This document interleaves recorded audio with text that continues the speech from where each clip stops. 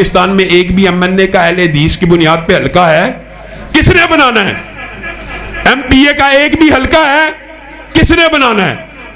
MNA और MPa तो दूर की बात है, यह दर्द दिल है। एक यूनियन काउंसिल ऐसी मौजूद नहीं है जो आप अहले हदीस की बुनियाद के ऊपर जीत सके। और आप मुल्क में कितने हैं जी? 2.5 करोड़ हैं। 2.5 करोड़ का क्या करना है?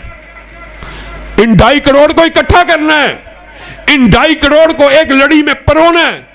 2.5 करोड़ छोटी तादाद नहीं है। आज तमाम अहले हदीस भी कोई नून लीग में है, कोई पीटीआई में है। और मेरे भाइयों, तहरीके दिफाए इस्लाम व पाकिस्तान का मकसद इन नून लीग में शामिल अहले हदीसों को निकलवा कर अपना प्लेटफॉर्म सियासी मुहैया करवाना है। पीटीआई से निकाल कर अपना सियासी प्लेटफॉर्म मुहैया करवाना है। ये जो 2-2.5 करोड़ अफराद हैं, ईमानदारी से बताइए ये किसी जमात के साथ हैं? जमात में ही नहीं है। तो मेरे पे एतराज क्या? और मैं आपको हैरानकुन बात बताऊं कि अभी तहरीके दिफाए इस्लाम व पाकिस्तान के तकरीबन 13,000 कारकुनान 2 माह में रजिस्टर्ड हो गए हैं। उनमें से 10,000 कारकुनान ऐसे हैं जो आज से पहले किसी भी मजहबी जमात में नहीं है। मुझे बताइए, आपका फायदा हो रहा है कि नुकसान हो रहा है? जो आज तक किसी भी जमात में नहीं थे वो जमातों में आएंगे, आपका फायदा होगा कि नुकसान होगा? वो नून लीग में है, वो पीटीआई में है। 2.5 करोड़ अहले हदीस मुल्क के अंदर कहां है? कहां है? कोई नून लीग का झंडा उठाने वाला, कोई पीटीआई का झंडा उठाने वाला। मुसीबत आ जाए, मुश्किल आ जाए, आपके अपने इस हल्के की मिसाल ले लीजिए। आपका अपना हर बंदे का ये सोच होगा मेरी एमएनए का जो उम्मीदवार है नून लीग का, उसके साथ दोस्ती हो जाए, मैं उसके जरिए काम करवा लूंगा। पीटीआई वाले का देन ये होगा मेरी पीटीआई के एमएनए से सलाम दुआ हो जाए, मैं उसके जरिए काम करा लूंगा। और क्यों दर दर की ठोकरें खाते हो? अपने उम्मीदवार पैदा करो, अपने वोट एक हल्के में इकट्ठे करो, एक यूनियन काउंसिल की सतह से अपने वोटों को पूरे इलाके के 2-3 हजार वोट एक यूनियन काउंसिल में इकट्ठे कर लोगे, सारी की सारी सीटें जीत जाओगे यूनियन काउंसिल की। इसमें तकबीर, कदम बढ़ाओ, कदम बढ़ाओ, जब तक सूरज चांद रहेगा, जब तक सूरज चांद रहेगा। डॉक्टर अब्दुर्रहमान पंत साहब अब ये नारा लगा रहे हैं, और उससे पहले मेरे बरादर मुकर्रम, मेरे दोस्त, मेरे रफीक मुफ्ती कफायतुल्लाह शाकिर साहब ने भी पहले ये नारा लगाया, अल्लामा साहब कदम बढ़ाओ। और यहाँ पे चंद बुजुर्ग ऐसे जरूर बैठे होंगे जिन्होंने अल्लामा शहीद की दौर में ये नारा सुना कि अल्लामा साहब कदम बढ़ाओ, हम तुम्हारे। अब मुझे बताइए, अल्लामा साहब ने तो कदम बढ़ा दिया मदीना की गलियों की तरफ, शहादत की मंजिल की तरफ। कहां गए तुम्हारे नारे?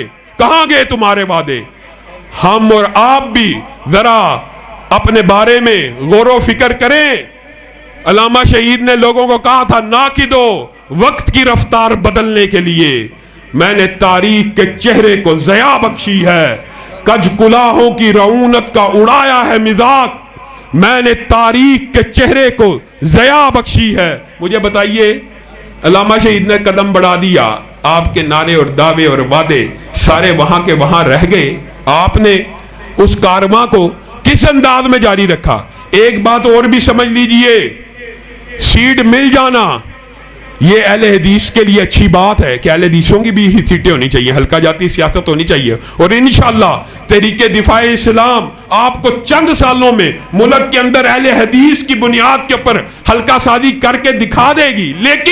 लेकिन एक बात याद रखना, मुझे यह बात बतलाओ कि अगर सीट नहीं है या कुर्सी नहीं है तो ईमानदारी से बताओ, मुझे और आपको दिफाए सहाबा के लिए किसी कुर्सी की जरूरत है?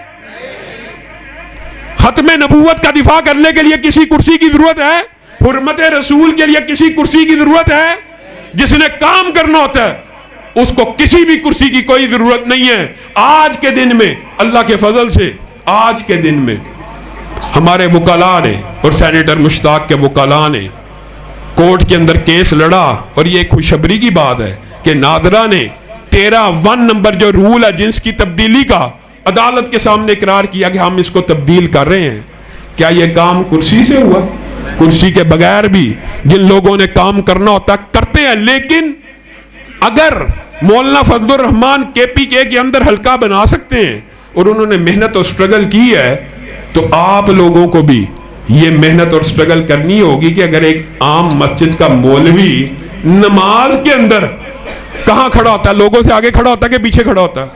एक आम मस्जिद का मौलवी लोगों के आगे खड़ा होता है।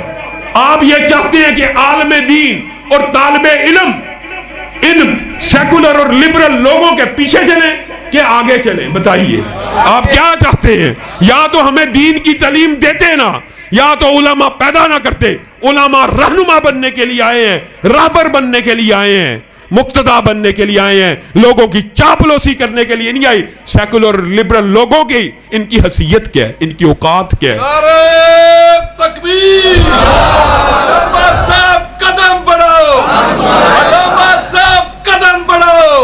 जब तक सूरज चांद रहेगा, जब तक सूरज चांद रहेगा। क्या हुसन ने समझा है, क्या इश्क ने जाना है, हम हाक नशीनों की ठोकर में जमाना है। मेरे भाइयों, अगर बिखरे हुए जर्रात हो तो मिल जाओ कि सहरा नजर आए, अगर बिखरे हुए कतरात हो तो मिल जाओ कि दरिया नजर आए। आंधी बन के निकलो, तूफान बन के छा जाओ। ये मत देखो हम थोड़े हैं, हम कम हैं। अल्लाह की कसम सिर्फ आप लोग मेरा साथ दे दे, मैं आपसे वादा करता हूं पाकिस्तान के अंदर कोई भी खिलाफ इस्लाम बिल को मंजूर होने नहीं देंगे। आप तहरीके दिफा इस्लाम व पाकिस्तान का साथ देने के लिए तैयार है? ट्रांसजेंडर एक्ट के ऊपर जब भी इhtजाज की कॉल होगी, आप इhtजाज के लिए निकलने के लिए तैयार है? आपको इhtजाज के लिए निकलना होगा, तब इंशाअल्लाह तब्दीली आएगी, इनकलाब आएगा। और एक बात याद रखिएगा, एक बात याद रखिएगा, आखिरी बात कह के मैं अपनी बात खत्म करूंगा। जिन लोगों की ये खामख्याली है कि ये सारी की सारी स्ट्रगल और मेहनत एक कुर्सी के लिए की जा रही है, उनके सामने मैं एक बात रखना चाहता हूं। अल्लाह की कसम, ये मिंबर रसूल की कुर्सी मैं 10 MNA 10 MPA क्या सारे MNA और MPओ से बड़ी समझता हूं। और ये हकीकत भी है, और ये हकीकत भी है। लेकिन आपके अंदर ये शऊर बेदार करना है, आपके अंदर ये सियासी शऊर बेदार करना कि हमने अपने हल्के बनाने हैं। एक जगह PP नहीं बन रही, यूनियन काउंसिल के अंदर सारे वोटों को ट्रांसफर करके मुज्तमे करके वहां से अपना हल्का बनाइए। अल्लाह रब्बुल इज्जत जो कहा गया, जो सुना गया, उसको समझने की तौफीक इनायत फरमाए। सुभान रब्बिका रब्बिल इज्जति अम्मा यसिफून व सलामुन अलल मुरसलीन वल्हम्दुलिल्लाह।